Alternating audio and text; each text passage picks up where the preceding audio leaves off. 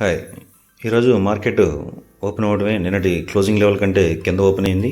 ఆ ఓపెన్ అయిన తర్వాత first 5 minutes candle negative candle form చేసింది. దాని తర్వాత వచ్చిన candle green colour candle form చేసింది.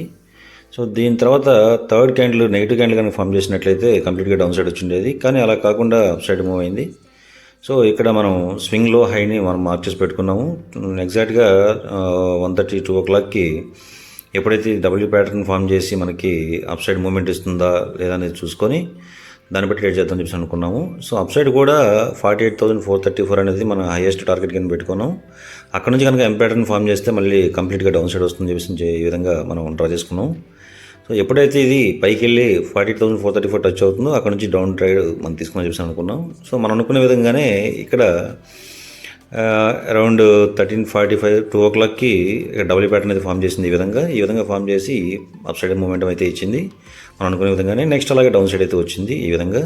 So thanks for watching. Please like, share and subscribe to my channel.